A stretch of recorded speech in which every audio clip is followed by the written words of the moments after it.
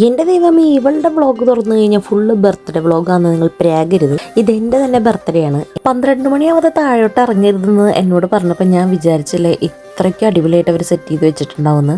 ഞാൻ ഇറങ്ങുന്ന വഴി മുഴുവൻ ലൈറ്റൊക്കെ ഇട്ട് കോട്ട്സൊക്കെ എഴുതി അടിപൊളിയായിരുന്നു. ഹാപ്പി ബർത്ത്ഡേ അമ്മാന്ന് കൂടി കണ്ടപ്പോൾ പിന്നെ എൻ്റെ കൺട്രോൾ ഫുള്ള് പോയി. പിന്നെ ജീസുട്ടിൻ്റെ വക ഒരു സർപ്രൈസ് ഗിഫ്റ്റ് കൂടി ഉണ്ടായിരുന്നു.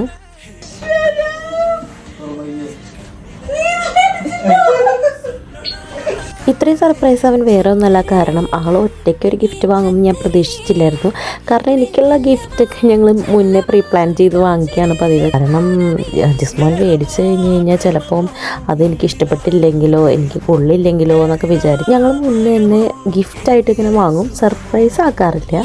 അപ്പോൾ ജീസുട്ടൻ തന്നെ അതെനിക്ക് കാലിലിട്ട് തന്നു. ഞാൻ വളരെ ഹാപ്പി ആയിരുന്നു എൻ്റെ ബർത്ത്ഡേയുടെ അന്ന്. അപ്പോൾ നിങ്ങൾ നിങ്ങളുടെ ഫേവറേറ്റ്സിന് എപ്പോഴാണ് ലാസ്റ്റായിട്ട് സർപ്രൈസ് കൊടുത്തതെന്ന് കമൻറ്റ് ചെയ്തോളൂ. ബൈ.